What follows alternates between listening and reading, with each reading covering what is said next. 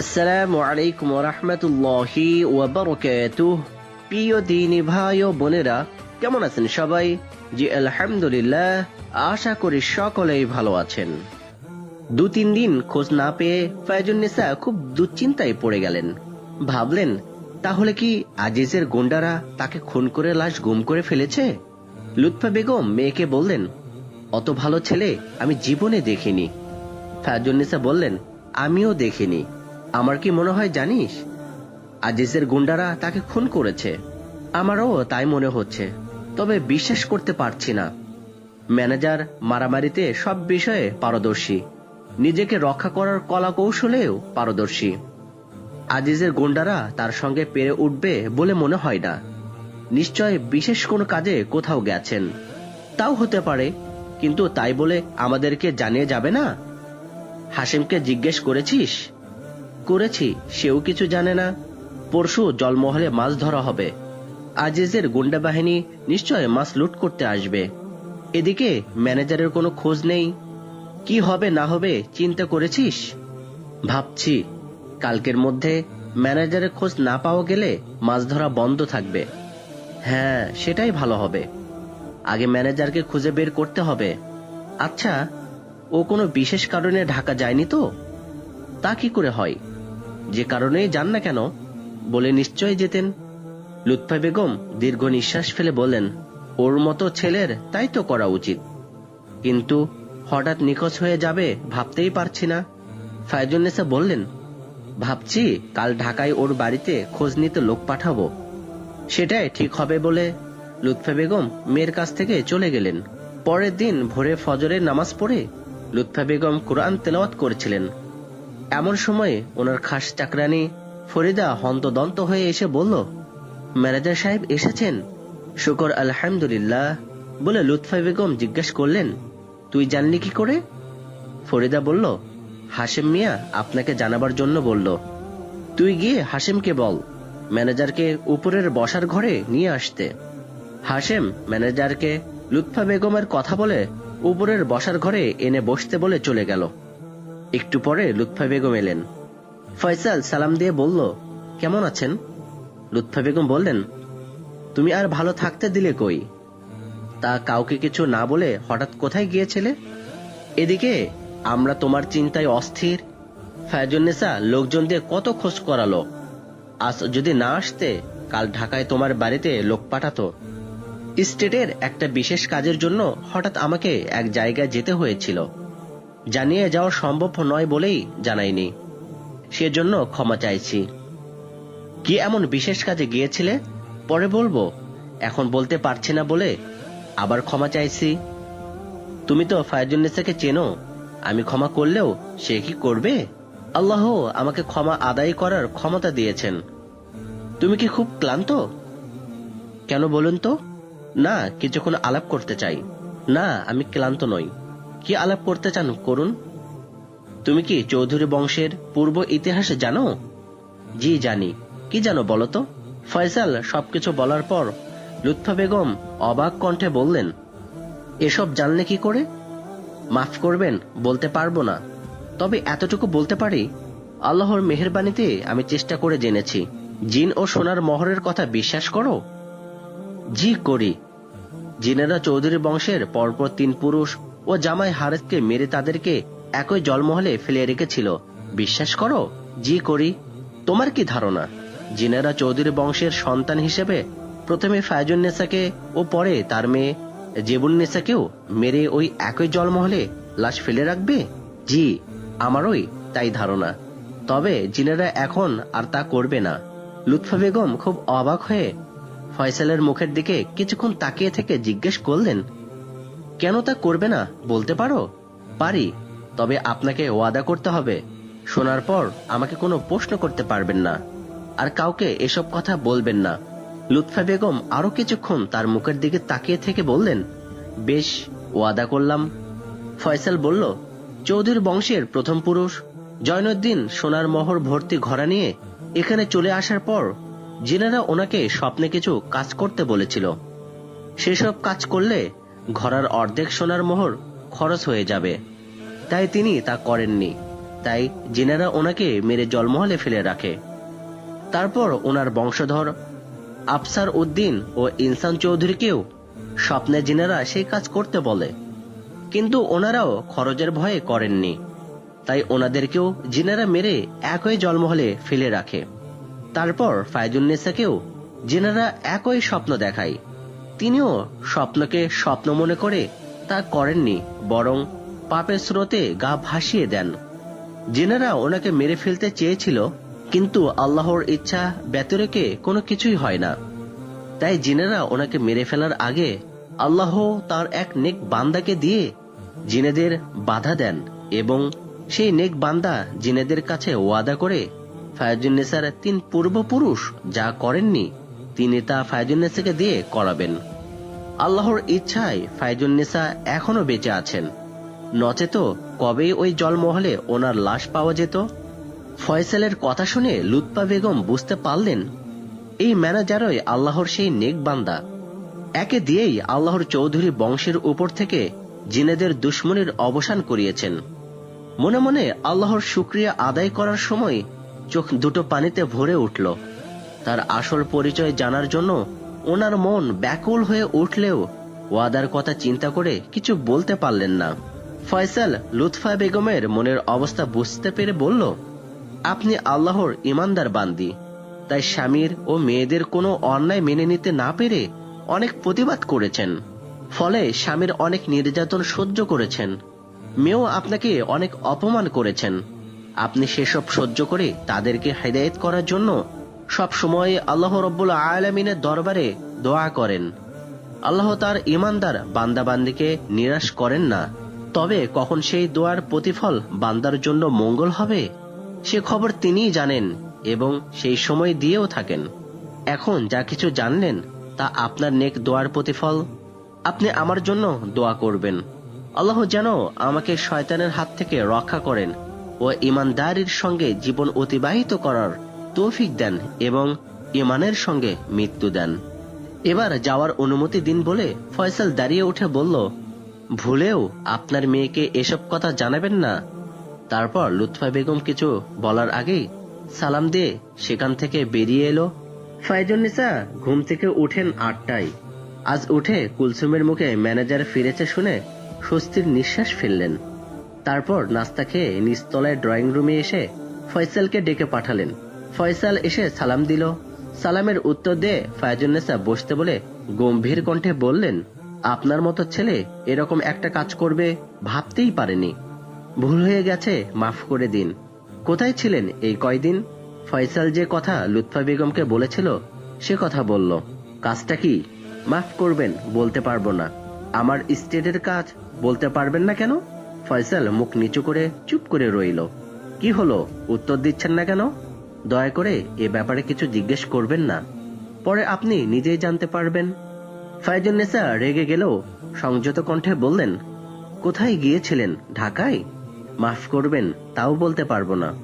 ফায়জুন্নেসা রাগ সহ্য করতে পারলেন না, কড়া স্বরে বললেন, আপনি কিন্তু সীমা ছাড়িয়ে যাচ্ছেন, সেজন্য আবার মাফ চাইছি। আরো রেগে উঠে ফায়জুন্নেসা বললেন, আপনি শিক্ষিত ছেলে হয়ে মালিকের প্রশ্নের উত্তর না দিয়ে কত বড় অন্যায় করছেন বুঝতে পারছেন না? তা পারবো না কেন? একটা সত্য ঘটনা বলছি, শোনেন। খলিফা হারুনুর রশিদ একদিন খাওয়ার পর চিলিমুচিতে হাত ধুচ্ছিলেন। একজন কৃতদাস ওনার হাতের পানি ঢালছিল। হঠাৎ হাত ফসকে পানির পাত্রটা চিলিমুচিতে পড়ে যায়। চিলিমুচির পানি খলিফার চোখে মুখে ছিটকে পড়ে। খলিফা ভীষণ রেগে উঠে কৃতদাসের দিকে অগ্নি দৃষ্টিতে তাকালেন। কৃতদাস জানে এই অপরাধের জন্য খলিফা তাকে কঠিন শাস্তি দিবেন, এমনকি মৃত্যুদণ্ডও দিতে পারেন। সে ছিল আল্লাহর ইমানদার বান্দা, আর ইমানদার বান্দারা কোনো শাস্তি বা মৃত্যুকে ভয় করে না। তাই খলিফা অগ্নি দৃষ্টিতে তার দিকে তাকাতে বলল, আল্লাহ রাগকে দমন করতে বলেছেন, আর আমাদের নবী করিম সাল্লাল্লাহু আলাইহি ওয়াসাল্লাম বলেছেন, ক্রোধ প্রকাশ করার ক্ষমতা থাকা সত্ত্বেও যে তাহা হজম করে, বিচার দিনে আল্লাহ সমস্ত সৃষ্টি জীবকে ডাকিয়ে সকলের সামনে তাহাকে যে কোনো হুর পছন্দ করিয়া লইতে বলিবেন। কৃতদাসের কথা শুনে খলিফা মুস্কি হেসে বললেন, তোমাকে মাফ করে দিলাম। কৃতদাস আবার বলল, অপরাধীকে যারা ক্ষমা করেন তাদেরকে আল্লাহর ও তার রাসূল সাল্লাল্লাহু আলাইহি ওয়াসাল্লাম ভালোবাসেন। এবার খলিফা বললেন, যাও, তোমাকে আজাদ করে দিলাম। গল্পটা শুনে ফায়জুন্নেসার রাগ পড়ে গেল। বললেন, ঠিক আছে, মাফ করে দিলাম, তবে ভবিষ্যতে এভাবে না জানিয়ে কোথাও যাবেন না। তারপর জিজ্ঞেস করলেন, কাল জলমহলের মাছ ধরার কথা মনে আছে? জি আছে।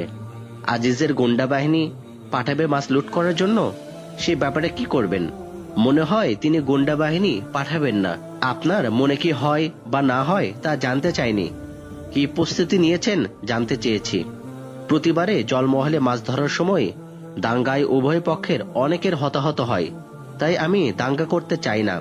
সেজন্য যা কিছু করার আমি করব।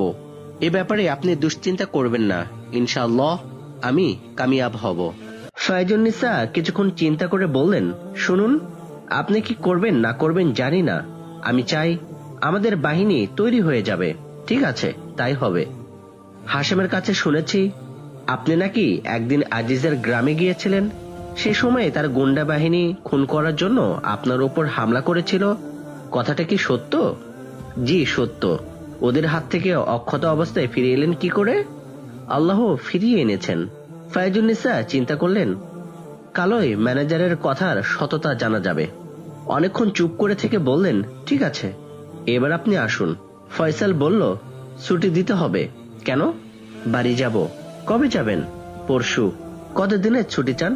15 দিনের। ফয়সাল এর আগে 1 সপ্তাহের বেশি ছুটি নিয়ে বাড়ি যায়নি। 15 দিনের কথা শুনে ফায়জুন্নেসা বললেন, এবারে এত বেশি দিন কেন? প্রয়োজন আছে। যদি মনে করেন এতদিন ছুটি দেওয়া যাবে না, তাহলে আপনার ইচ্ছা অনুযায়ী দিন। ঠিক আছে, 15 দিনেরই মঞ্জুর করলাম।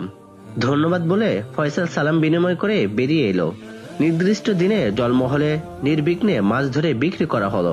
আজিজের গুন্ডা বাহিনী মাছ লুট করতে আসেনি জেনে শুধু লুৎফা বেগম ও ফায়জুন্নেসা নয়, ফয়সালের উপর চৌধুরী বাড়ির সকলের ভক্তি শ্রদ্ধা আগের থেকে অনেক বেড়ে গেল। ওই দিন এক সময় ফায়জুন্নেসা মৃণাল বাবুকে ডেকে ম্যানেজারের কাজকর্ম সম্পর্কে জিজ্ঞাসাবাদ করে খুব সন্তুষ্ট হলেন এবং এমন কিছু বিষয় জানতে পারলেন যা শুনে ভীষণ অবাক হলেন। হঠাৎ মনে পড়ল, ম্যানেজার বলেছিলেন স্বপ্না খুব তাড়াতাড়ি দেশে ফিরবে। কই, আজ 8-10 দিন হয়ে গেল, স্বপ্না তো এলো না। তাহলে কি সে ফিরে এসে ঢাকাতেই আছে? মায়ের কাছে গিয়ে কথাটা বললেন। লুৎফা বেগম বললেন, ফিরে এসে যদি ঢাকাতে থাকে তাহলে নিশ্চিত চিঠি দিয়ে জানাতো। আমার মন বলছে স্বপ্না এখনো ফেরেনি। হারেস মাঝে মাঝে ঢাকা গিয়ে মেয়ে স্বপ্নাকে দেখে আসতেন, কিন্তু বাড়িতে নিয়ে আসতেন না। মেয়ের প্রতি ফায়জুন্নেসা তেমন টান না থাকলেও মাঝে মধ্যে স্বামীর সঙ্গে তাকে দেখার জন্য যেতে চাইতেন। হারেস রাজি না হয়ে বলতেন, মেয়েকে আমি নিজের মতো করে মানুষ করব, তাই আমি চাই না তুমি তার সঙ্গে দেখা করো। এই নিয়ে স্বামী স্ত্রীর মধ্যে প্রায় রাগারাগি হতো। লুৎফা বেগম মেয়ে ফায়জুন্নেসার উপর খুব অসন্তুষ্ট ছিলেন, তাই তিনি জামাইয়ের হয়ে মেয়েকে বলতেন, জামাইয়ের সঙ্গে আমিও একমত। স্বপ্নের উপর তোর ছায়াও যেন না পড়ে। তোর মা হওয়ার যোগ্যতা নেই। যেদিন যোগ্যতা অর্জন করতে পারবি সেদিন স্বপ্নার কাছে মা বলে পরিচয় দিবি। তারপর থেকে ফায়জুন্নেসা মেয়েকে দেখতে যাওয়ার অথবা তাকে নিয়ে আসার ব্যাপারে স্বামী খুন হওয়ার আগ পর্যন্ত তাকে ঠিকানা অথবা মেয়ে কেমন আছে জিজ্ঞেস করেননি। এমনকি আজিজকে নিয়ে যতদিন প্রেম সাগরে সাঁতার কেটেছিলেন ততদিন মেয়ের কথা একরকম ভুলে গিয়েছিলেন।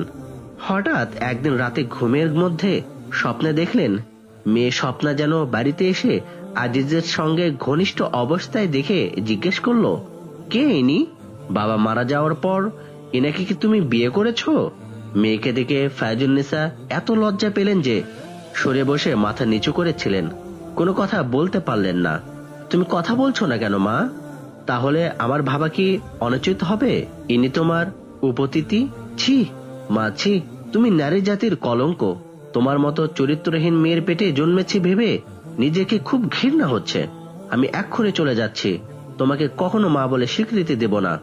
কথা শেষ করে স্বপ্না সেখান থেকে চলে গেল। আর তখনই ফায়জুন্নেসার ঘুম ভেঙে গেল। এই স্বপ্ন দেখার পর থেকে বারবার যেমন মেয়ের কথা মনে পড়তে লাগলো, তেমনি মনে পাপবোধ জেগে উঠল।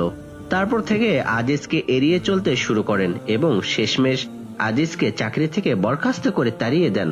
তারপর মেয়ের খোঁজ খবর নেওয়ার জন্য অস্থির হয়ে পড়েন, কিন্তু মেয়ে কোথায় থাকে, এতদিন তার খরচপত্র কে দিচ্ছে কিছুই জানে না। ভাবলেন মা নিশ্চয় নাতনির সবকিছু জানেন। একদিন মাকে জিজ্ঞেস করলেন, স্বপ্না কোথায় থাকে জানো? লুৎফা বেগম হাশেমের কাছ থেকে মেয়ের সবকিছুর খবর রাখেন আর মেয়েকে হেদায়েত করার জন্য সব সময় দোয়া করেন। আজিজকে বরখাস্ত করার খবর যেদিন শোনেন সেদিন আল্লাহর শুকরিয়া আদায় করেন। আজ তাকে স্বপ্নের কথা জিজ্ঞেস করতে গম্ভীর স্বরে বললেন, এত বছর পর মেয়ের খবর জানতে চাচ্ছিস কেন? যদি বলি সে নেই, আল্লাহ তাকে দুনিয়া থেকে তুলে নিয়েছেন। ফায়জুন্নেসা চমকে উঠে কান্না জড়িত স্বরে বললেন, এমন কথা বলো না মা, তুমি একদিন বলেছিলে যেদিন মা হওয়ার যোগ্য হবি সেদিন মেয়ের কাছে মা বলে পরিচয় দিবি। এতদিন পর কেন তার খবর জানতে চাচ্ছি নিশ্চয় বুঝতে পারছো। মন বলছে তোমার সঙ্গে স্বপ্নার যোগাযোগ আছে। হ্যাঁ আছে। তুই কি তার সঙ্গে দেখা করতে চাস? হ্যাঁ মা, তাকে দেখার জন্য মন খুব অস্থির হয়ে পড়েছে, কিন্তু সে তো পড়াশোনা শেষ না করা পর্যন্ত আসবে না। আমি যাব তার সঙ্গে দেখা করতে, তুমি ঠিকানা দাও। ঠিকানা দিলেও কাজ হবে না। কেন? স্বপ্না তোর সঙ্গে দেখা করবে না। সে আমি বুঝবো, তুমি ঠিকানা দাও। লুৎফা বেগম কিছুক্ষণ চুপ করে থেকে বললেন, তোর কারণে আজ 15 বছর তাকে দেখতে না পেয়ে কিভাবে দিন কাটাচ্ছি তা আল্লাহ ভালো জানেন। কথা শেষ করে চোখ মুছলেন। ফায়জুন্নেসা মায়ের দুপা জড়িয়ে ধরে ভিজা গলায় বললেন, আমি আমার ভুল বুঝতে পেরেছি, আমাকে মাফ করে দাও মা। তারপর আবার বললেন, হয় ঠিকানা দাও, না হয় তাকে আনাবার ব্যবস্থা করো। লুৎফা বেগম পা ছাড়িয়ে নিয়ে বললেন, উঠে বস। বসার পর বললেন, তোর কাছ থেকে এই কথা শোনার জন্য এত বছর বুকে পাথর চাপা দিয়ে সবর করেছিলাম।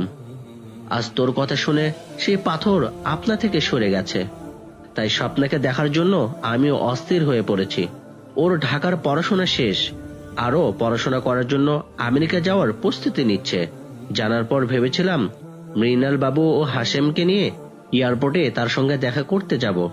আল্লাহ যখন তোর সুমতি দিয়েছেন তখন তুইও আমাদের সঙ্গে যাবি। খুশিতে ফায়জুন্নেসার চোখে পানি এসে গেল। মাকে জড়িয়ে ধরে বললেন, স্বপ্নাকে কিছুদিনের জন্য এখানে আনা যায় না? না। কেন মা? সে কথা এখন বলতে পারবো না। ফায়জুন্নেসা মাকে ছেড়ে দিয়ে বললেন, তাহলে এক কাজ করলে হয় না?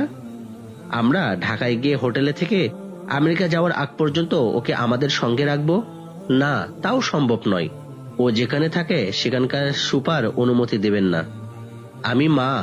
আমি বললেও অনুমতি দিবেন না? না, দেবে না। তাছাড়া এত বছর মেয়ের খোঁজ খবর রাখিসনি, এখন মা বলে পরিচয় দিলেও স্বপ্না তোর সঙ্গে দেখা করবে বলে মনে হয় না। এয়ারপোর্ট ছাড়া তার সঙ্গে কিছুতেই তোর দেখা হওয়া সম্ভব নয়। তাই যা বলছি শোন, আমেরিকায় পড়াশোনা শেষ করে ওর এখানে ফিরে আসার কথা। এর মধ্যে তুই চিঠি দিয়ে তার সঙ্গে যোগাযোগ করবি। তুই তো শিক্ষিত ও বুদ্ধিমতী, চিঠিতে এমন কিছু লিখবি যাতে সে ফিরে আসে। যদি ফিরে না এসে ওখানে থেকে যায়, আমাকে কথা দিয়েছে ফিরে আসবে। তবে আমি যদি মরে যাই তাহলে কি করবে বলতে পারছি না। চৌধুরী বংশের শেষ প্রদীপ স্বপ্না, সে যাতে চৌধুরী স্টেটের হাল ধরতে পারে সেজন্য হারেস তাকে সেইভাবে মানুষ করার ব্যবস্থা করেছিল। হারেস নেই, এখন তাকে ফিরিয়ে এনে সবকিছু বুঝিয়ে দেওয়া তোর কর্তব্য। আমেরিকা যাওয়ার দিন এয়ারপোর্টে স্বপ্নার সঙ্গে পরিচিত হওয়ার পর অল্প সময় আলাপ করার সুযোগ পেয়েছিলেন ফায়জুন্নেসা। সে সময় চোখের পানি ফেলতে ফেলতে মেয়েকে বলেছিলেন, মানুষ মাত্রই ভুল করে, তবে আমি হয়তো গুরুতর ভুল করেছি। সেজন্য মা হয়ে তোর কাছে ক্ষমা চাইছি। বল মা, আমাকে ক্ষমা করে দিয়েছিস? পড়াশোনা শেষ করে ঘরে ফিরে আসবি বল। পরিচিত হওয়ার পর থেকে স্বপ্নে একটা কথাও বলল না, শুধু মায়ের দিকে তাকে খুঁটিয়ে খুঁটে দেখছিল। মার ক্ষমা চাওয়া ও ঘরে ফেরার কথা শুনেও কিছু বলল না, এক দৃষ্টিতে তার দিকে তাকিয়ে রইল। লুৎফা বেগম নাতনিকে উদ্দেশ্য করে বললেন, কিছু বলছিস না কেন? তুই বোধহয় জানিস না, আল্লাহ ও রাসূল সাল্লাল্লাহু আলাইহি ওয়াসাল্লামের পরেই মা বাবার স্থান, মায়ের স্থান পিতার ঊর্ধ্বে স্থাপন করা হয়েছে। হাদিসে আছে, এক ব্যক্তি রাসূলুল্লাহ সাল্লাল্লাহু আলাইহি ওয়াসাল্লামকে জিজ্ঞাসা করিল, সন্তানের উপর তাহার পিতামাতার কি হক আছে? তিনি বলিলেন, তাহারা উভয়ে তোমার বেহেশত ও তোমার দোজখ। সন্তানের কর্তব্য বিদেশ যাওয়ার সময় মা বাবার অনুমতি নেওয়া, তোর বাবা নেই, এখন মাই তোর মা বাবা। মনে রাখিস, মা বাবার মনে কষ্ট দিয়ে কেউ জীবনে সুখী হতে পারে না। মা বাবার ভুল ত্রুটি ক্ষমার চোখে দেখাও সন্তানের কর্তব্য। এখন তোর উচিত তাকে ক্ষমা করে দিয়ে তার অনুমতি নেওয়া ও তার কথার উত্তর দেওয়া। দীর্ঘ 15-16 বছর মা তার সঙ্গে যোগাযোগ রাখেনি বলে স্বপ্নার মনে রাগ ও অভিমানের পাহাড় জমেছিল, তাই এতক্ষণ একটা কথাও বলেনি। নানির কথা শুনে সে রাগ ও অভিমান কর্পূরের মতো উড়ে গেল। মা বলে ফায়জুন্নেসাকে জড়িয়ে ধরে চোখের পানি ফেলতে লাগলো। এত বছর পর মা ডাক শুনে ফায়জুন্নেসাও চোখের পানি রোধ করতে পারলেন না। ভিজে গলায় বললেন, বল মা, লেখাপড়া শেষ করে তুই আমার কোলে ফিরে আসবি? স্বপ্না সামনে নিয়ে চোখ মুছতে মুছতে প্রথমে নানিকে ও পরে মাকে কদম বুচি করে বলল, হ্যাঁ মা, ফিরে আসব। এবার তুমি আমাকে যাওয়ার অনুমতি দাও। এরপর থেকে ফায়জুন্নেসা প্রতি মাসে মেয়েকে চিঠি দেন। স্বপ্নাও চিঠির উত্তর দেয়। মাস 3 আগে দেশে ফেরার কথা জানালেও নানি ও মাকে সারপ্রাইজ দেওয়ার জন্য কবে ফিরবে জানায়নি।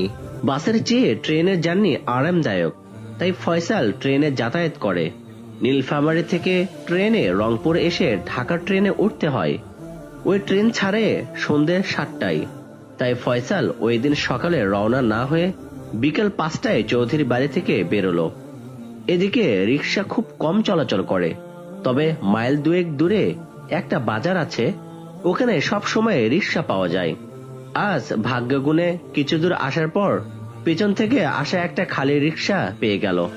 বাজারের কাছাকাছি এসেছে এমন সময় সামনে থেকে একটা ট্যাক্সি আসতে দেখে রিক্সাওয়ালাকে ফয়সাল সাইড দিতে বলল। রিক্সাওয়ালা বলল, দেখছেন না, সাইড দেওয়ার মতো রাস্তাটা চওড়া নয়। ফয়সাল চিন্তিত হয়ে বলল, তাহলে এখন কি হবে? রিক্সাওয়ালা বলল, কি আবার হবে? গাড়ির ড্রাইভারকে ব্যাক গিয়ারে বাজারে যেতে হবে। কিছুটা দূর থেকে ট্যাক্সি ড্রাইভার হর্ন বাজাচ্ছিল। সাইড না পেয়ে রিক্সার সামনে এসে ব্রেক করে বলল, সাইড দেওয়ার জন্য আগের থেকে হর্ন বাজালাম, তুমি সুবিধা মতো জায়গায় দাঁড়াতে পারতে। রিক্সাওয়ালা বলল, সাইড দেওয়ার মতো জায়গা থাকলে তো দাঁড়াবো, বাজার কাছেই, ওখানে সাইড দেওয়ার জায়গা আছে, আপনি ব্যাক গিয়ারে বাজারে চলুন। রিক্সাওয়ালা কথা শুনে ড্রাইভার রেগে গেল। সামনের রাস্তার দিকে একবার চোখ বুলিয়ে কি করবে জানার জন্য পিছনে বসা প্যাসেঞ্জারের দিকে ঘাড় ঘুরিয়ে তাকালো। ততক্ষণে ফয়সাল রিক্সা থেকে নেমে পেছনের সিটে স্বপ্নে দেখা সেই মেয়েটিকে দেখে অবাক হয়ে এক দৃষ্টিতে তার দিকে তাকিয়ে রইল। স্বপ্না আজ ভোরে ঢাকায় পৌঁছে এয়ারপোর্ট থেকে ট্যাক্সি ক্যাব নিয়ে বাড়ি আসছে। ড্রাইভারের তাকানোর উদ্দেশ্য বুঝতে পেরে রিক্সাওয়ালার কথা যাচাই করার জন্য গাড়ি থেকে নামতেই ফয়সালের চোখে চোখ পড়ে গেল। তাকে ওইভাবে তার দিকে তাকিয়ে থাকতে দেখে খুব রেগে গেল। বলল, আপনার কি ভদ্রতা জ্ঞানও নেই? দেখে তো মনে হচ্ছে ভদ্র ঘরের ছেলে। স্বপ্নার কথা ফয়সালের কানে গেল না। কয়েক বছর ধরে যে মেয়েকে স্বপ্নে দেখে আসছে, সে মেয়ে আজ তার সামনে। স্বপ্না চৌধুরী বংশের মেয়ে না হলেও নাতনি, তার রক্তে চৌধুরী বংশের রক্ত, তাই ছেলেটাকে এইভাবে তাকিয়ে থাকতে দেখে ও তার কথায় উত্তর না পেয়ে আরো রেগে গেল। এগিয়ে এসে ফয়সালের গালে কষে একটা চড় মেরে বলল, অভদ্রদের এইভাবে ভদ্রতা শেখাতে হয়। স্বপ্নার চড় খেয়ে ফয়সাল বাস্তবে ফিরে এলো। যন্ত্রণা অনুভব করে গালে হাত বুলাতে বুলাতে রিক্সাওয়ালাকে বলল, রিক্সা রাস্তা থেকে জমিতে নামাও।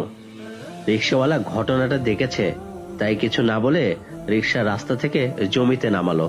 ততক্ষণে স্বপ্না গাড়িতে উঠে বসেছে। ড্রাইভার গাড়ি ছেড়ে দিল। গাড়ি চলে যাওয়ার পর রিক্সাওয়ালা ফয়সালকে বলল, আমি একা রিক্সা রাস্তায় তুলতে পারবো না, আপনিও ধরুন। রাস্তায় রিক্সা তোলার পর ফয়সাল উঠে বসলো। রিক্সাওয়ালা রিক্সা চালাতে চালাতে বলল, একটা মেয়ে আপনার গালে চড় মারলো আর আপনি তাকে কিছু না বলে তার গাড়ি যাওয়ার ব্যবস্থা করে দিলেন? ব্যাপারটা ঠিক বুঝতে পারছি না। আমি হলে বলে থেমে গেল। ফয়সাল মৃদু হেসে বলল, কি করতেন? তার গালে আপনিও চড় মারতেন? হ্যাঁ, মারতামই তো। মেয়ে হয়ে যদি ছেলের গালে চড় মারতে পারে, তাহলে ছেলে হয়ে পারতাম না কেন? মেয়েরা যা করতে পারে সব ক্ষেত্রে ছেলেরাও তাই করতে পারে।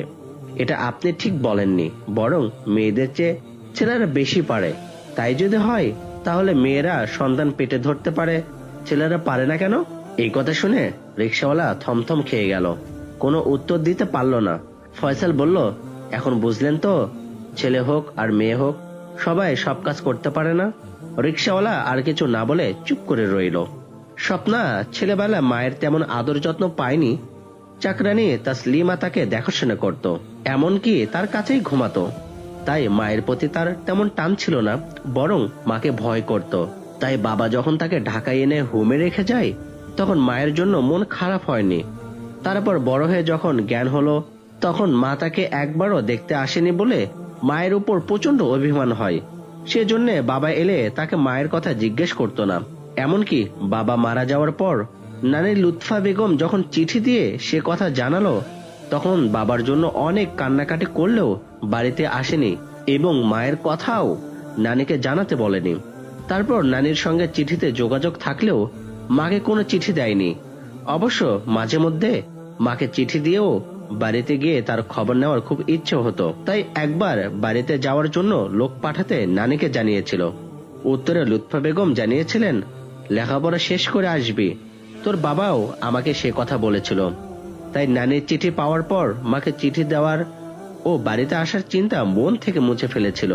আমেরিকা যাওয়ার সময় এয়ারপোর্টে প্রায় 15-16 বছর পর নানিকে ও মাকে দেখে সে সময় মায়ের আচরণে বেশ অবাক হয়ে ভেবেছিল যে মা আজ এত বছর মেয়ের খোঁজ খবর রাখেনি, একবারের জন্য দেখতেও আসেনি, এমনকি একটা চিঠি পর্যন্ত দেয়নি। সেই মা তাকে আমেরিকা পড়াশোনা শেষ করে বাড়িতে ফিরে আসার জন্য চোখের পানি ফেলে আকুতি মিনতি করছে কেন? তখন অভিমানে মায়ের সঙ্গে কথা বলতে চায়নি। নানির কথায় অভিমান ধরে রাখতে পারেনি এবং আমেরিকায় গিয়ে মায়ের সঙ্গে চিঠি দেওয়া নেওয়া করে তার প্রতি শ্রদ্ধা ও ভালোবাসা জন্মেছে। তারপর বাড়িতে এসে মা ও নানির স্নেহ ও ভালোবাসায় আপ্লুত হয়েছে। একদিন লুৎফা বেগম চৌধুরী বংশের পূর্বপুরুষদের ইতিহাস ও ওনাদের করুণ মৃত্যুর কথা নাতিকে বললেন। স্বপ্না পূর্বপুরুষদের মৃত্যুর ঘটনা শুনে দুঃখ পেলেও জিনেদের ব্যাপারটা বিশ্বাস করল না, বলল ওসব কল্পকাহিনী। লুৎফা বেগম বললেন, আমি এ বাড়ির বউ হয়ে এসে আমার শাশুড়ি যখন আমাকে এসব কথা বলেছিলেন তখন আমিও বিশ্বাস করিনি। তারপর ওনার শাশুড়ি যা কিছু বলেছিলেন সেসব বলে বললেন, তুই চৌধুরী বংশের একমাত্র প্রদীপ, তোকে নিয়ে আমি ও তোর মা খুব দুশ্চিন্তায় ছিলাম। তবে এখন আল্লাহ আমাদেরকে সেই চিন্তা থেকে নিষ্কৃত দিয়েছেন। স্বপ্না কপাল কোচকে জিজ্ঞেস করলো, কিভাবে? আমাদের স্টেটের ম্যানেজার নিজের থেকে একদিন আমাদেরকে বললেন, আপনারা স্বপ্নার জন্য কোনো দুশ্চিন্তা করবেন না, পূর্বপুরুষদের মতো ওনার জীবনে কিছু ঘটবে না। স্বপ্না হেসে উঠে বলল, ম্যানেজার বললেন আর আপনারা ওনার কথা বিশ্বাস করে ফেললেন? আসলে কি জানেন নানি, ওসব কথা উনিও বিশ্বাস করেননি, তাই নিশ্চয়তা দিয়েছেন। তোর কথা ঠিক নয়, ম্যানেজার খুব ধার্মিক। এখানে জয়েন করার কিছু দিনের মধ্যে এই বাড়ির পরিবেশ পাল্টে দিয়েছে। ছোট বড় সবাইকে আপনি করে বলে, এমনকি চাকর চাকরানীদেরকেও সবাইকে তালিম দিয়ে নামাজ ধরিয়েছে। তোর মাও নামাজ পড়তো না, গতকাল থেকে পড়ছে। আজিজের সঙ্গে আমাদের শত্রুতার কথা তোকে তো বলেছি, সেই আজিজকেও মিত্র বানিয়েছে। এখনো 1 বছর হয়নি ম্যানেজার হয়ে এসেছে, এর মধ্যে গ্রাম থেকে গ্রামান্তরে সুনাম ছড়িয়ে পড়েছে। উপযাজক হয়ে সেই ছেলে আমাদেরকে মিথ্যে প্রবোধ দেবে তা হতে পারে না। স্বপ্না চিন্তা করলো, ম্যানেজার ধর্মের মুখোশ পরে আজিজের মতো আখের গোছাবার তালে নেই তো? যদি তাই হয় তাহলে বাচ্চা ধনকে জেলের ঘানি টানাবো। লুৎফা বেগম বললেন, কি রে, কি ভাবছিস? না তেমন কিছু না। শুনেছি ম্যানেজার ছুটি নিয়ে বাড়ি গেছেন, কবে ফিরবেন? তুই যেদিন এলি ওই দিন 15 দিনের ছুটি নিয়ে বাড়ি গেছে। ওনার বাড়ি কোথায়? ঢাকায়। আচ্ছা, ওনাকে কি আমাদের পূর্বপুরুষদের কথা আপনারা বলেছেন? না, আমার মনে হয় উনি কারো কাছ থেকে সবকিছু জেনেছেন। ঠিক আছে, আসার পর আমি আলাপ করে দেখব কতটা ভালো। স্বপ্না প্রায় প্রতিদিন হাসিমের সঙ্গে স্টেটের সবকিছু ঘুরে ঘুরে দেখতে লাগলো। একদিন তাকে জিজ্ঞেস করলো, ম্যানেজার কেমন লোক বলতে পারো? হাসিম বলল, ওনার মতো ভালো ছেলে আমি জীবনে দেখিনি। স্বপ্না মনে করেছিল ম্যানেজার বয়স্ক লোক। হাসিম ছেলে বলতে অবাক হয়ে জিজ্ঞেস করলো, ম্যানেজারকে ছেলে বলছো কেন? উনি বয়স্ক লোক না? না মা, ওনার বয়স বড় জোর 28 কি 30 হবে। তাই নাকি? শুধু তাই নয়, দেখতেও খুব সুন্দর, যেমন রং তেমনই স্বাস্থ্য। তাছাড়া উনি সব দিক দিয়ে এক্সপার্ট। সব দিক দিয়ে এক্সপার্ট মানে উনি সব ধরনের মারামারিতে খুব পটু। ধর্মের আইন নিজে যেমন মেনে চলেন, অন্যদেরকেও মেনে চালাবার চেষ্টা করেন। আর কি অমায়িক ব্যবহার। গ্রামের গরিব বড়লোক ছোট বড় সবাইকে সম্মান দিয়ে কথা বলেন। সবার মুখে ম্যানেজারের প্রশংসা শুনে স্বপ্নার দৃঢ় ধারণা হলো ম্যানেজারের কারো কাছ থেকে চৌধুরী বংশের খোঁজ খবর নিয়ে রাজকন্যা সহ রাজত্ব পাওয়ার আশায় এখানে এসেছে এবং ধর্মের মুখোশ পরে সকলের মন জয় করেছে।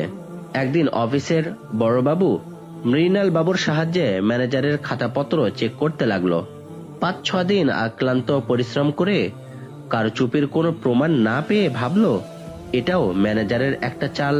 14 দিন ছুটি কাটিয়ে আজ রাত 8টার সময় ফয়সাল কর্মস্থলে ফিরে এলো। 9টার সময় আকলিমা রাতের খাবার নিয়ে এসে বলল, আপনি যেদিন বাড়ি গেলেন ওই দিন মালিকিনের মেয়ে বিদেশ থেকে এসেছেন। ফয়সাল কিছু না বলে খেতে বসলো। আকলিমা মনে করেছিল তার কথা শুনে ম্যানেজার খুশি হয়ে ওনার সম্পর্কে অনেক কিছু জিজ্ঞেস করবেন। চুপচাপ খেতে দেখে আবার বলল, লেখাপড়া করার জন্য ওনার বাবা 7 বছর বয়সে ঢাকায় নিয়ে। তাকে কথাটা শেষ করতে না দিয়ে ফয়সাল বলল, ওনার কথা বলার দরকার নেই, আমি সব জানি।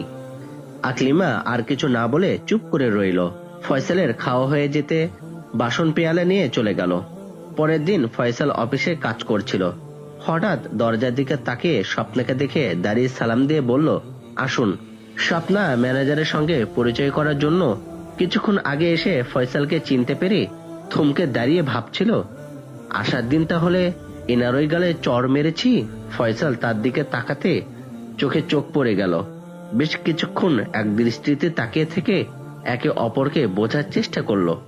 তারপর প্রথমে ফয়সাল মৃদু হেসে বলল, সেদিনের ঘটনায় আমি কিছু মনে করিনি, প্লিজ ভিতরে এসে বসুন। স্বপ্না ভিতরে এসে ফয়সালের সামনে চেয়ারে বসলো। ফয়সাল বসে বলল, আমি কিন্তু আপনাকে সালাম দিয়েছি। আমি যেখানে মানুষ হয়েছি তারা সালাম কি ও কেন শেখায়নি, তাহলে আমি শেখাই না? প্রয়োজন হলে নিজেই শিখে নেব। ঠিক আছে, কিছু বলা থাকলে বলুন। বলতে আসিনি, পরিচয় করতে এসেছি।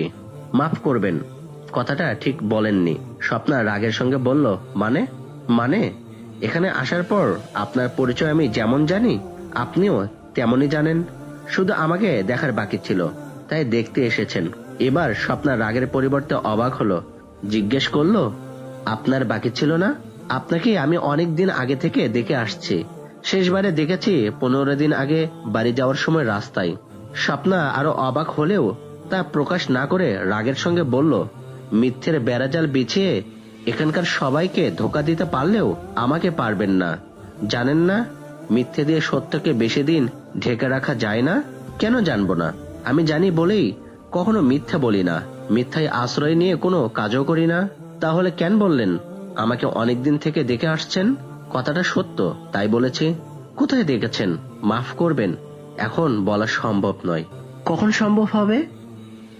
সময় মতো আপনি নিজেই জানতে পারবেন। তার কথা শুনে স্বপ্না খুব রেগে গেল। রাগ সামলাবার জন্য কিছুক্ষণ চুপ করে রইল। তারপর বলল, আমাকে যদি অনেকদিন থেকে দেখে থাকেন তাহলে সেদিন রাস্তায় অভদ্রের মতো আমার মুখের দিকে তাকিয়েছিলেন কেন? মাফ করবেন, সে কথাও বলা এখন সম্ভব নয়। এবার আর স্বপ্না রাগ সামলাতে পারল না। কর্কশ কণ্ঠে জিজ্ঞেস করল, আমাকে চেনেন? ফয়সাল মৃদু হেসে বলল, 7 খণ্ড রামায়ণ পড়ে সীতা রামের মাসি। আপনার প্রশ্নটা সেরকম হয়ে গেল না? শাট আপ, যা জিজ্ঞেস করেছি উত্তর দিন। চিনব না কেন? আপনি মরহুম ইনসান চৌধুরীর নাতনি জেবুন্নেসা ওরফে স্বপ্না, যিনি চৌধুরী বংশের একমাত্র প্রদীপ ও চৌধুরী স্টেটের একমাত্র উত্তরাধিকারী। তাই যদি জানেন তাহলে তার সঙ্গে কিরকম ব্যবহার করা উচিত নিশ্চয় জানেন। জি জানি। তাহলে আমার সঙ্গে হেয়ালি করছেন কেন? আমার প্রশ্নের উত্তরও দিচ্ছেন না কেন? আমি হেয়ালি করিনি, তবে যেসব প্রশ্নের উত্তর দেইনি সেগুলো আমার ব্যক্তিগত ব্যাপার, আর ব্যক্তিগত ব্যাপারে হস্তক্ষেপ করা কারো উচিত নয়। ব্যক্তিগত ব্যাপার যদি মালিকের সঙ্গে সম্পর্কিত হয় তখন মালিকের জানার অধিকার নিশ্চয় আছে। তা আছে, তবে কেউ অপারগ হলে মালিকের জোর খাটিয়ে জানা ঠিক নয়। স্বপ্না গর্জে উঠল, একজন কর্মচারী হয়ে মালিককে জ্ঞান দান করেছেন? আপনি ক্রমশ রেগে উঠছেন। রাগ খুব খারাপ জিনিস। রাগের বশে মানুষ এমন কাজ করে ফেলে সারা জীবনেও যার ক্ষতি পূরণ করা যায় না। তাই রাগকে আল্লাহ হজম করতে বলেছেন।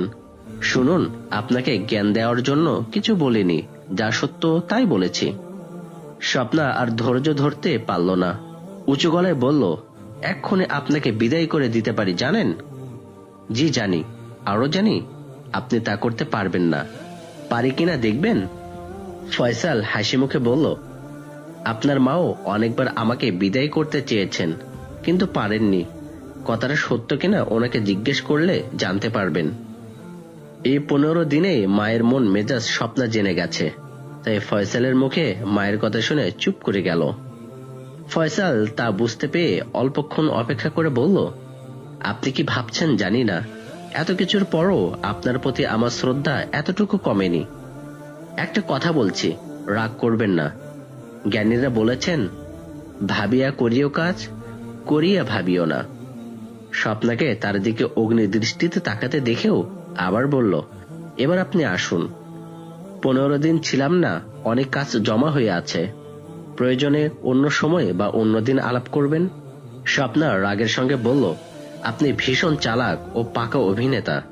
শুনে রাখুন, আপনি যা কিছু হন না কেন, আমাকে ফাঁকি দিতে পারবেন না। কিছুদিনের মধ্যে আপনার মুখোশ সবার কাছে খুলে দেব। ফয়সাল হেসে উঠে বলল, তা যদি পারেন তাহলে আমার জীবন ধন্য হয়ে যাবে। জেলের ঘানি টেনে যদি ধন্য হতে চান তবে সেই ব্যবস্থাই করব বলে স্বপ্না সেখান থেকে গটগট করে চলে গেল। ফয়সাল মৃদু মৃদু হাসতে হাসতে তার চলে যাওয়া দেখল, তারপর কাজে মন দিল। ফাইজুন্নেসা মেয়েকে ঘন্টাখানেক আগে অফিস রুমের দিকে যেতে দেখে ভেবেছিলেন ম্যানেজারের সঙ্গে আলাপ করতে যাচ্ছে। এখন তাকে রাগান্বিত মুখে ফিরতে দেখে চিন্তা করলেন, নিশ্চয় ম্যানেজারের সঙ্গে কিছু একটা হয়েছে। কাছে এলে জিজ্ঞেস করলেন, ম্যানেজারের সঙ্গে আলাপ করতে গিয়েছিলি বুঝি? স্বপ্না বলল, হ্যাঁ গিয়েছিলাম। কি রকম বুঝলি? আমারটা পরে বলছি, আগে তুমি ওনার সম্পর্কে কমেন্ট করো। ওনার মতো ভালো ছেলে দ্বিতীয় আছে কিনা জানি না, এবার তোরটা বল। আমারটা ঠিক বিপরীত। ওনার মতো হীন চরিত্রের ছেলে আমিও দ্বিতীয়টি দেখিনি। ভালোর মুখোশ পরে তোমাদের সবাইয়ের মন জয় করেছে। আমি ওনার মুখোশ খুলে দিয়ে জেলের ঘানি টানাবো। ফায়জুন্নেসা মেয়ের কথা শুনে খুব অবাক হয়ে বললেন, কি বলছিস তুই? হ্যাঁ মা, যা সত্য তাই বলছি। উনি খুব দ্রুত ও সৎ। ধর্মের মুখোশ পরে ধার্মিক সেজে আমাদের সবকিছুর মালিক হতে চান। আমি ওনার সৎটা ধরে ফেলেছি। ফায়জুন্নেসা বিরক্ত কণ্ঠে বললেন, তুই ম্যানেজারকে বুঝতে ভুল করেছিস। তোকে আর দোষ দেব কি? প্রথম দিকে আমিও ওনাকে ভুল বুঝেছিলাম, পরে উনি ভুল ভাঙিয়ে দিয়েছেন। আমার কথা বিশ্বাস না হলে তোর নানিকে জিজ্ঞেস করতে পারিস। তোমার মতো নানিও ওনাকে খুব ভালো ছেলে মনে করেন। আমিও বলে রাখছি, যেমন করে হোক একদিন না একদিন ওনার মুখোশ খুলে দেবই দেব। তুই ওনাকে কেন সন্দেহ করছিস বলতো? পরে বলবো, তবে এখন এতটুকু বলতে পারি, সবার মুখে ওনার সুখ্যাতি শুনেও মাত্র ঘন্টাখানেক আলাপ করে তোমাদের মতো আমারও মনে হয়েছে ওনার মতো ভালো ছেলে এ যুগে বিরল। আর সেটাই হলো সন্দেহের কারণ। সন্দেহটা কি বলবি তো? বললাম না, পরে বলবো। আশা করি কিছুদিনের মধ্যে সন্দেহটা প্রমাণ করতে পারবো। সবাই তখন এমনিই জানতে পারবে। তুই কি আমাদের পূর্বপুরুষদের ইতিহাস জানিস? হ্যাঁ, নানি বলেছেন। তবে আমি বিশ্বাস করিনি।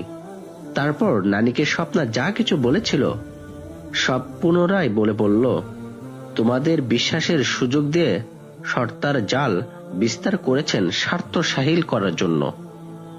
ফায়জুন্নেসা চিন্তা করলেন, মেয়ের মনে যে সন্দেহ ঢুকেছে তা কোনো যুক্তিতেই দূর করা যাবে না। তাই ধৈর্য ধরে অপেক্ষা করা ছাড়া উপায় নেই। অল্পক্ষণ চুপ করে থেকে বললেন, মা হয়ে একটা কথা বলবো, রাখবি? বলো। রাখার মতো হলে নিশ্চয় রাখবো। ম্যানেজারের সত্তা প্রমাণ করার জন্য এমন কোনো দুর্ব্যবহার ওনার সঙ্গে করবি না যার ফলে চলে না যান। চলে যাবেন কি করে? তোমাদের গুন্ডা বাহিনী রয়েছে না? তুমিই তো একদিন বললে বাইরের কেউ চৌধুরী স্টেটে চাকরি করতে এসে স্ব ইচ্ছায় কখনো ফিরে যেতে পারে না। তা বলেছি, তবে এটা বলিনি আমাদের গুন্ডা বাহিনী যে কয়েকজন আছে তারা ম্যানেজারের সঙ্গে পারবে না। তাছাড়া তারা এখন ওনাকে পীরের মতো ভক্তি শ্রদ্ধা করে। পীরের মতো ভক্তি শ্রদ্ধা করে আমি বুঝতে পেরেছি, কিন্তু 8-10 জন গুন্ডা ওনাকে আটকাতে পারবে না বুঝতে পারছি না। উনি যে শুধু মারামারিতে পারদর্শী তা নয়, শত্রুকে আক্রমণ করার ও নিজেকে রক্ষা করার এত বেশি কলাকৌশল জানেন যা নাকি আমাদের গুন্ডা বাহিনীও জানে না। তুমি এসব জানলে কি করে? হাশেমের কাছে শুনেছি। স্বপ্ন হেসে উঠে বলল। হাশেম চাচা বলল, আর তুমি বিশ্বাস করলে? তুই তো আমাকে কথাটা শেষ করতে দিলি না। বলছি শোন। হাশেমের মুখে যখন শুনলাম ম্যানেজার শত্রুদের গ্রামে গিয়েছিল এবং 10-12 জন গুন্ডার সঙ্গে লড়াই করে অক্ষত অবস্থায় ফিরে এসেছেন, তখন তাকে জিজ্ঞেস করলাম তা কি করে সম্ভব। হাশেম বলল, আমিও বিশ্বাস করিনি। তাই ঘটনা সত্য কিনা জানার জন্য আমাদের গুন্ডা বাহিনীর সঙ্গে পরামর্শ করে সুযোগ মতো একদিন হঠাৎ ম্যানেজারকে আক্রমণ করলাম, কিন্তু আমরা কেউ ওনাকে একটাও মক্ষম আঘাত করতে পারলাম না। বরং উনি আমাদের সবাইকে আহত করে বললেন, আপনারা আমাকে পরীক্ষা করছেন বুঝতে পেরেছি বলে বেঁচে গেলেন, নচেত কি করতাম আল্লাহ ভালো জানেন। আমরা ওনার কাছে মাফ চাইলাম। উনি বললেন, আল্লাহ সবাইকে মাফ করুন। এবার নিশ্চয় বুঝতে পারছিস কেন কথাটা বললাম। স্বপ্না বলল, ঠিক আছে, তোমার কথা রাখার চেষ্টা করব। তারপর নিজের রুমে এসে ভাবল, এত বড় দক্ষ ফাইটার হয়েও আসার দিন যখন তার গালে চড় মারলাম তখন তো অনায়াসে হাতটা ধরে ফেলতে পারতেন অথবা প্রতিশোধ নিতে পারতেন। তাহলে এটাও কি সত্তার মধ্যে মহত্ব প্রকাশ করেছেন? কিন্তু উনি তো তখন আমার পরিচয় জানতেন না। হঠাৎ তার মনে বলে উঠল, তোমার মা ও নানির কাছে হয়তো তোমার কথা শুনেছে। তুমি দেখতে মায়ের মতো, তাদের কাছে তোমার আসার কথা শুনেছে, তাই অপরিচিত হলেও তোমাকে দেখেই চিনেছে। তাছাড়া উনি তো নিজেই বলেছেন তোমাকে অনেকদিন আগে থেকে চেনেন। কয়েকদিন চিন্তা করে স্বপ্নে একটা প্ল্যান ঠিক করলো। তারপর একদিন মা ও নানিকে বলল, আমি স্টেটের সবকিছু দায়িত্ব নিতে চাই। লুৎফা বেগম কিছু না বলে মেয়ের দিকে তাকালেন। ফায়জুন্নেসা মায়ের দিকে একবার তাকিয়ে নিয়ে বললেন, স্টেটের দায়িত্ব যেমন ম্যানেজারের উপর আছে তেমনই থাকবে, তুমি শুধু অবজার্ভ করবে। কেন, আমার উপর তুমি কি ভরসা করতে পারছো না? না আমাকে দায়িত্ব পালনে অনুপযুক্ত মনে করছো? স্টেটের দায়িত্ব খুব কঠিন, যা পালন করা কোনো মেয়ের পক্ষে সম্ভব নয়। তাই ভেবেছি স্টেটের সর্বময় কর্তৃত্ব তোকে দেব। তোর কথা মতো স্টেটের সবকিছু চলবে। তুই যা বলবি বা যা সিদ্ধান্ত নিবি সবাইকে সেসব মেনে নিতে হবে, এমনকি ম্যানেজারকেও। অবশ্য স্টেটের ভালো মন্দের ব্যাপারে তোর সঙ্গে আলাপ আলোচনা করার অধিকার ম্যানেজারের থাকবে। স্বপ্না নানিকে উদ্দেশ্য করে বলল, আপনি কিছু বলবেন না? লুৎফা বেগম বললেন, আমি তোর মায়ের সঙ্গে একমত। তারপর মেয়েকে বললেন, মসজিদ মাদ্রাসার ব্যাপারে স্বপ্নাকেও জানাও। ফায়জুন্নেসা মেয়ের দিকে তাকিয়ে বললেন, কিছুদিন আগে ম্যানেজার আমাদের গ্রামে মসজিদ ও মাদ্রাসা প্রতিষ্ঠা করার জন্য বলেছিলেন। ইদানিং বারবার তাগিদ দিচ্ছেন।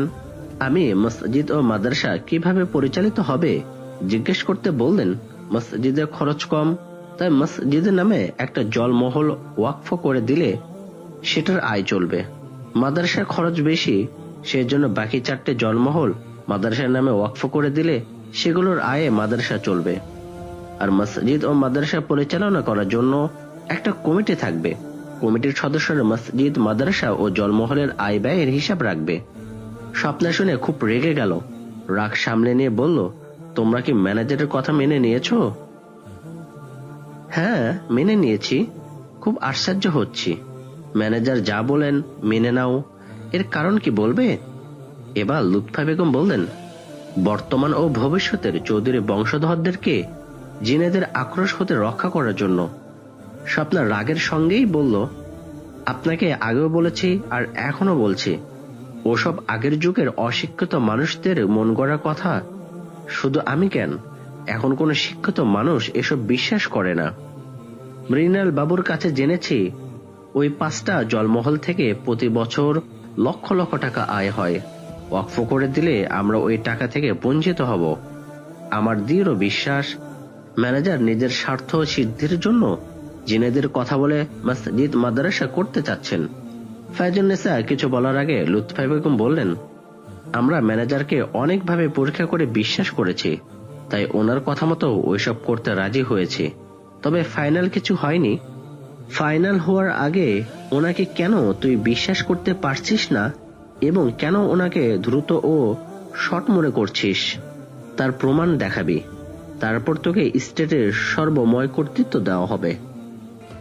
স্বপ্না বলল, কিন্তু তার আগেই তো লক্ষ লক্ষ টাকা আয়ের জলমহলগুলো আপনারা ওয়াকফ করে দিচ্ছেন, তাতে কি হয়েছে? জলমহলগুলো ছাড়াও চৌধুরী স্টেটের আয় কম না? তোর পূর্বপুরুষেরা অত্যাচার করে চাষিদের কাছ থেকে যত না ফসল পেত, ম্যানেজার অত্যাচার না করে তাদের সঙ্গে ভালো ব্যবহারের মাধ্যমে তার থেকে অনেক গুণ বেশি ফসল আদায় করছেন। তুইও যদি ম্যানেজারের মতো সবার সঙ্গে ভালো ব্যবহার করিস তাহলে আরো বেশি ফসল পাবি। গ্রাম থেকে গ্রামান্তরের লোকেরা চৌধুরী স্টেটের মালিকদের ভয়ে কাঁপতে থাকতো, আর এখন এই ম্যানেজারকে তারা পীরের মতো ভক্তি শ্রদ্ধা করে। তুই যদি ম্যানেজারের পথ অনুসরণ করতে পারিস তাহলে তোকেও সবাই ওনার মতো ভক্তি শ্রদ্ধা করবে। আমার আর কিছু বলার নেই। কথা শেষ করে লুৎফা বেগম নিজের রুমে চলে গেলেন। স্বপ্না মায়ের দিকে তাকিয়ে বলল, তুমি কিছু বলবে? ফায়জুন্নেসা বললেন, না, তোর নানির সঙ্গে আমি একমত। তবে তোর নানি ম্যানেজারকে যতটা বিশ্বাস করে আমি ততটা করি না, কারণ আজিজকে বিশ্বাস করেছিলাম, ফলে আমাদের অনেক অর্থ সম্পদ হারাতে হয়েছে। তাই আমি আর কাউকে তেমন বিশ্বাস করি না, তবে ম্যানেজারকে কিছুটা করি, কারণ তিনি এমন কিছু কথা বলেছেন যা শুনে বিশ্বাস করতে হয়েছে। তাই মসজিদ ও মাদ্রাসা প্রতিষ্ঠা ও সেগুলো পরিচালনা করার জন্য জলমহলগুলো ওয়াকফ করার সিদ্ধান্ত নিয়েছি। সেই কথাগুলো আমাকে বলা যাবে না? না, যা বলছি শোন। যে কারণে তুই ম্যানেজারকে সন্দেহ করিস সেই কারণে আমার মনেও সন্দেহ জাগায়। মসজিদ মাদ্রাসা চালু হওয়ার পর জলমহল ওয়াকফ করা হবে। তার আগে যদি তুই সন্দেহের কারণ প্রমাণ করতে পারিস তাহলে ওয়াকফ করব না। মা তার দলে জেনে স্বপ্না যেমন খুশি হলো তেমনি সাহসও পেল। বলল, তুমি দেখে নিও, আমি ম্যানেজারের শর্তা প্রমাণ করবই করব। একদিন ফায়জুন্নেসা ফয়সালকে ডেকে পাঠিয়ে বললেন, আপনি তো জানেন স্বপ্না চৌধুরী স্টেটের একমাত্র অধিকারিণী। ও যাতে চৌধুরী বংশের মুখ উজ্জ্বল করতে পারে সেভাবে ওকে সবকিছু বুঝিয়ে দিবেন। উচ্চশিক্ষা নিলেও স্টেট চালাবার মতো জ্ঞান ওর নেই, আর বয়সই বা কত হয়েছে। তাছাড়া চৌধুরী বংশের রক্ত ওর শরীরে, ন্যায় অন্যায় কিছু করে ফেলাই স্বাভাবিক। সেজন্যে মনে কিছু না করে ওর ভুল ত্রুটি দেখিয়ে দেবেন। আপনি খুব বুদ্ধিমান, আশা করি। ওনাকে হাত তুলে থামিয়ে দিয়ে ফয়সাল বলল, আর কিছু বলার প্রয়োজন নেই। কথাগুলো আমি আপনাকে বলবো ভেবেছিলাম, কাজের চাপে সময় করতে পারিনি। আজই বলতাম, তার আগে আপনি বলে ফেললেন। যাই হোক, আপনি নিশ্চিন্তে থাকুন, এ ব্যাপারে যা কিছু করার ইনশাআল্লাহ আমি করব। তারপর মসজিদ মাদ্রাসা কোথায় প্রতিষ্ঠা হবে সে ব্যাপারে আলাপ আলোচনা করে বিদায় নিয়ে ফয়সাল চলে এলো। ম্যানেজারের পাশের রুমে ইনসান চৌধুরী স্টেটের হিসাবপত্র চেক করতেন। উনি মারা যাওয়ার পর ওনার জামাই হারেস সেই কাজ করতেন।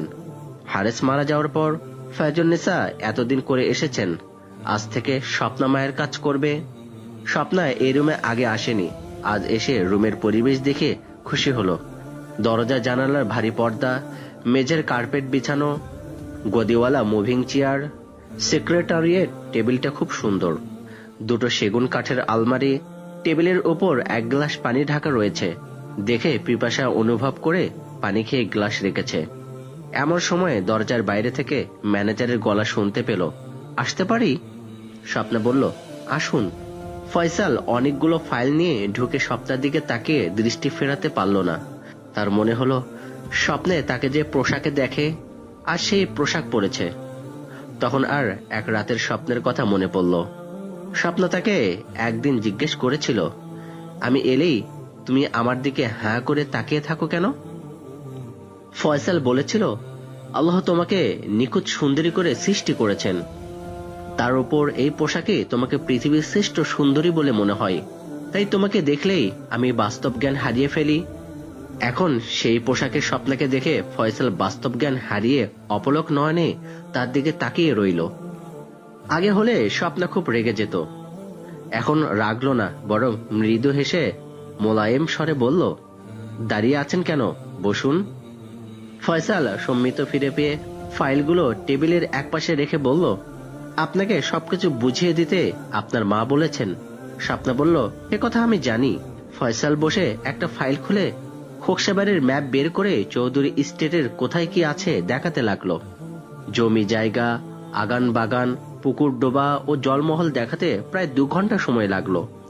ম্যাপটা ফাইলে রেখে ফয়সাল বলল, ওই সমস্ত জায়গায় আপনাকে সরজমিনে যেতে হবে, লোকজনদের সঙ্গে পরিচিত হতে হবে, তাদের সুবিধে অসুবিধার কথা জানতে হবে এবং অসুবিধা দূর করার ব্যবস্থা করতে হবে।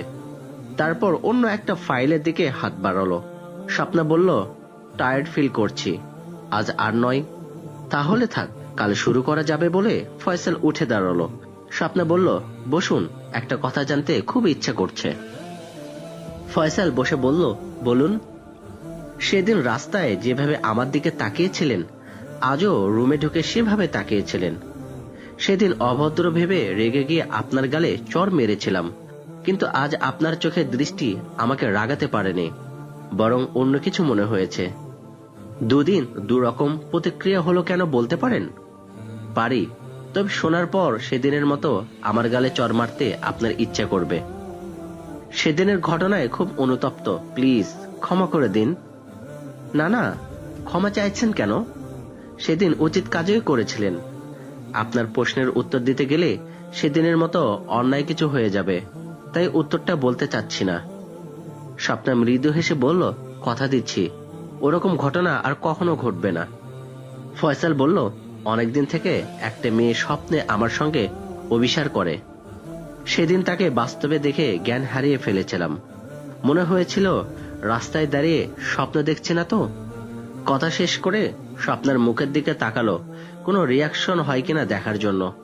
স্বপ্না স্থির দৃষ্টিতে তার দিকে কয়েক সেকেন্ড তাকিয়ে থেকে হাসি মুখে জিজ্ঞেস করলো, আর আমার আজ সেদিনের ব্যতিক্রম হলো কেন বলবেন না? ফয়সালও স্থির দৃষ্টিতে তার দিকে কয়েক সেকেন্ড তাকিয়ে থেকে হাসি মুখে বলল, কথাটা সত্য বলেননি।